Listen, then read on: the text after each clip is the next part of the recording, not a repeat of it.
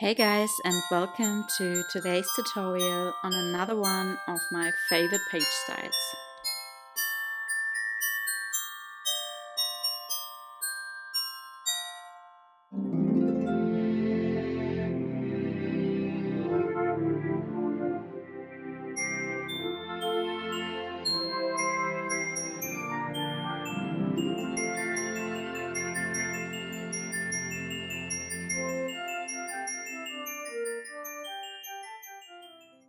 Okay, so let's just start with the tutorial for today. And the first step we always need to do for any of those page styles is to cut and score our cardstock as well as our pattern papers. And for the measurements, you can refer to the cutting guides and templates which are available in my Etsy store for different album sizes.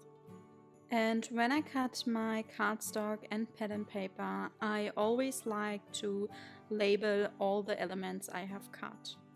So this is just an example on how to use your cutting guides for cutting and scoring your cardstock and pattern papers. And then after scoring, you can go ahead and do the next step. So the next step for this page style is to attach tape right next to the scoring lines.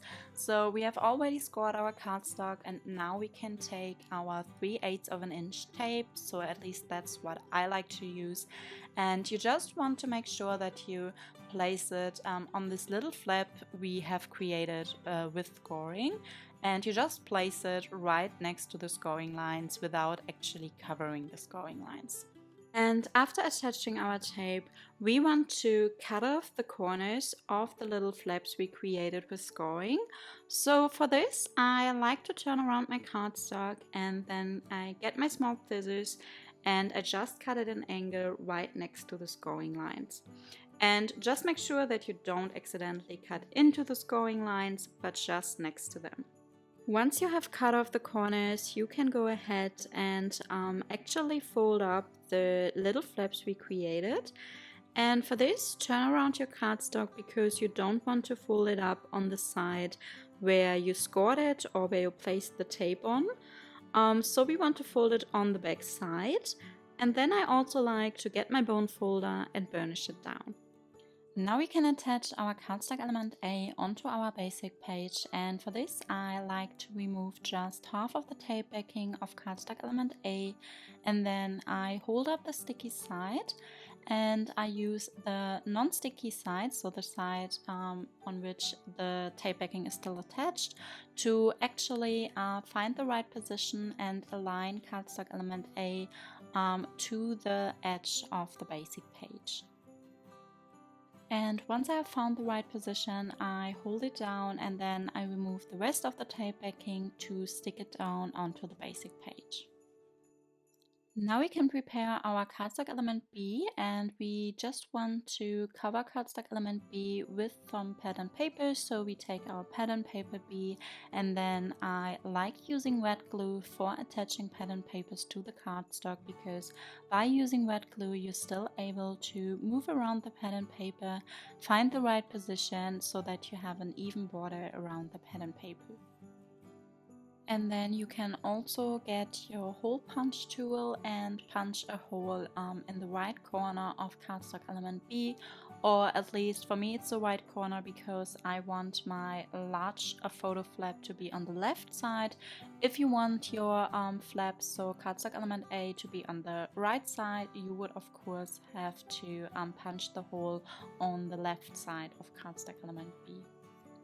Now we need our pattern paper for the basic page, but we don't want to attach the pattern paper onto our basic page yet, but we just lay it onto our basic page. So make sure that you align it so that there's an even border around the pattern paper, but don't stick it down yet, but instead you want to also lay your cardstock element B onto your pattern paper for the basic page.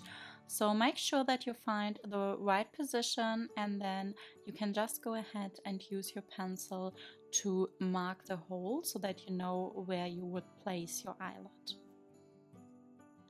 And then we need our eyelid setting tool, and I like to use the Via Memory Keepers Big Bite for this. Make sure that your tool is in the right settings, and then you can go ahead and punch a hole onto the pattern paper for the basic page.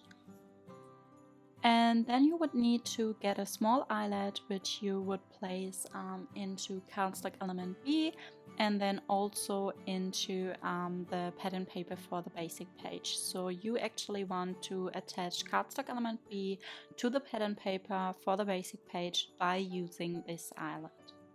So again, make sure that your eyelet setting tool is in the right settings, and then you can go ahead and set the eyelet. And what I like to do then is I turn around the pattern paper for the basic page, and I just cover the back of the eyelet by using a piece of tape, because the eyelet can be very sharp and I don't want to rip it onto the basic page. So now we are ready to actually attach the pattern paper for the basic page onto the basic page. So I again get my wet glue and I use it for attaching. And because I noticed that I used a little bit too much glue, I got my glue eraser and I just removed all the glue marks on the border. And then after attaching the pattern paper for the basic page, we of course can also cover our cardstock element A with the pattern paper A as well. And that's already it for today's tutorial on my favorite page style number 32. So I would say it's more of a simple page style, but it's still very interactive, and I really like this fun swing feature. And what I also like about this page style is that in this page style you can actually include larger photos. So for the 8x8 inch mini albums you would be able to include 6x8 inch photos on this page style, and then for the 6x6 inch mini albums you can include 4x6 full-size photos. So yeah, I really hope that you enjoyed today's tutorial. And if you did so, I would love to get your feedback in the comment box down below. And of course, it would also mean a lot to me if you could give this video a like, a thumbs up, and subscribe to my channel if you haven't already. So I hope that you are having a great day, and I would love to see you in my next video.